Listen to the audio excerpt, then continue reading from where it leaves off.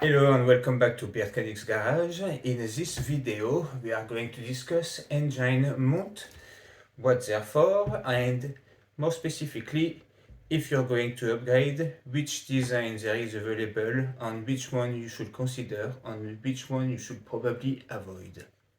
So first thing first, what is an engine mount? Like the name implies, an engine mount is a part that is used to attach your engine to the rest of your car. This is actually the stock Audi S3 engine mount. This part attached to the engine, this part attached to the car, and then you have some bushing on the inside. And that bushing is basically there so that when the engine revs, the engine will move, and the bushing is here to absorb the vibration so that in the cabin everything is nice and comfortable. Why would you want to make your car less comfortable? Sounds silly, but there is actually some logic behind the madness.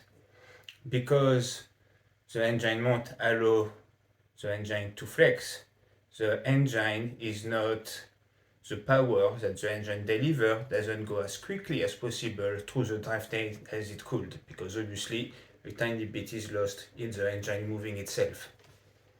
So upgraded engine mount basically can either use the same design, so like the one I've got in my car at the moment is exactly the same design as the stock one, it's just the bushing are stiffer. On the chip you could in theory remove your stock one, fill the gap with a special mixture which basically will generate more bushing in all the gaps and make those ones more rigid.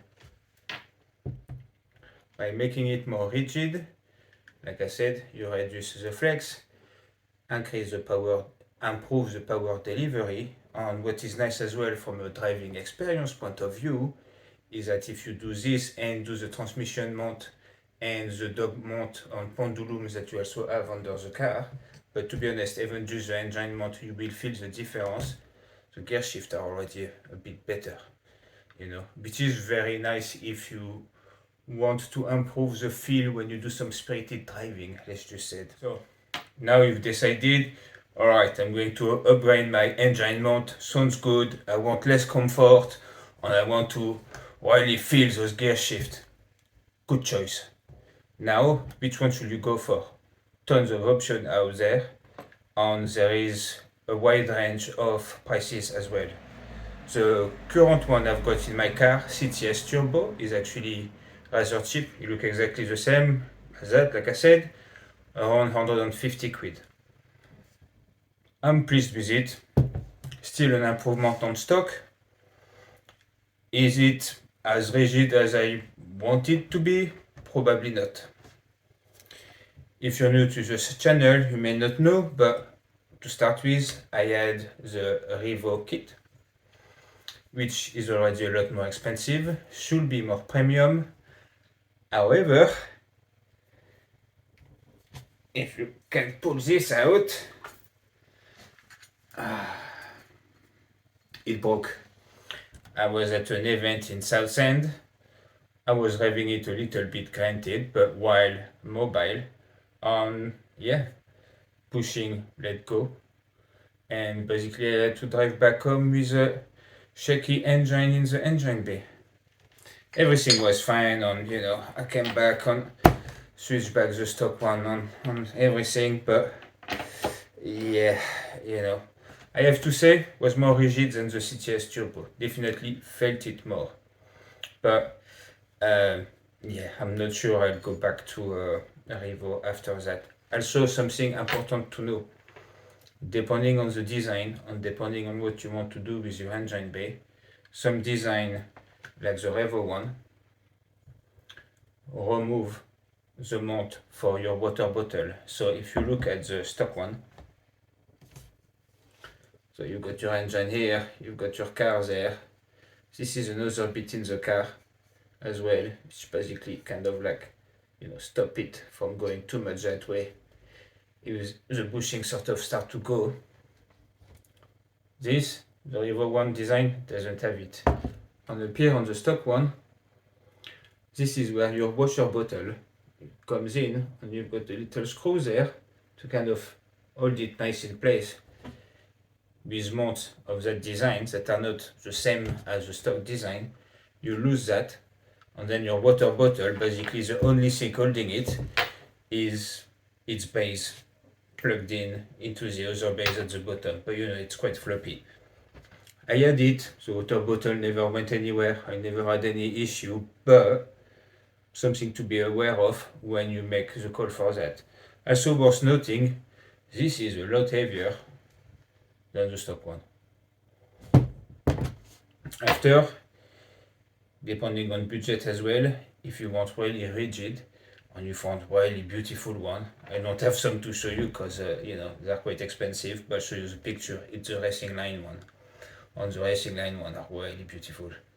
But if you want the kit, Racingline engine mount, you want to do the transmission mount as well on the pendulum mount, it's basically £1,000. Yeah, so but maybe one day. However, for the S3 I've actually considered solid mounting everything at some point, so a lot cheaper anyway, and there is no more rigid than solid mounting, but anyway, this is not the subject of this video, so I'll shut up. If you want to find more about the S3 and what we do to it, check out the playlist.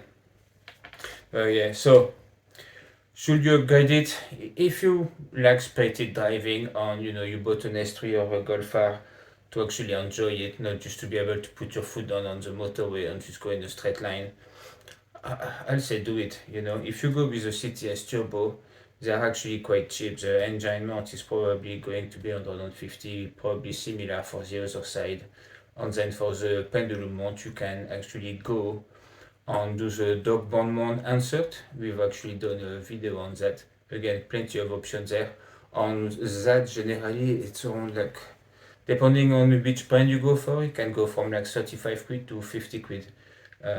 So for like 350 odd quid, 400 quid, you can actually make your car a lot more rigid, get off the line tiny bit better, and much nicer experience when it comes to gear shift and stuff like that. I mean, I've read a lot about them before I actually put them on the car, and when this one broke and I went back to stock, I still went and upgraded it again. So I would definitely say, if you want to have fun with the car, do this mode. After, personally, I stay away from Evo. Plenty of people had really good experience, and I was maybe unlucky, and Evo didn't install it. AMD Tuning installed it, and if you look at how the bolt, but at the same time, the paint and stuff like that, it's kind of painted, not even, so I don't know. I will just personally stay away from it. If you're really on a budget, just explore filling up the stock one, because that's probably the cheapest way.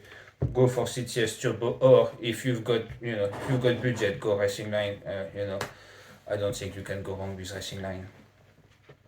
Anyway, guys, this was just a little blah blah video, to talk a bit about the experience we have on the engine mounts for the Audi S3 8V Golf R MKB platform, for your pleasure. But yeah, and look, you can see. Ooh. A lot of flex into the stock one. But yeah, do it. And if you enjoyed this video and it's your first time here and you've watched till the end, you probably don't hate us yet, so why don't you go to the channel and watch other videos, and maybe even subscribe and put that little notification so that we can bug you a few times a week.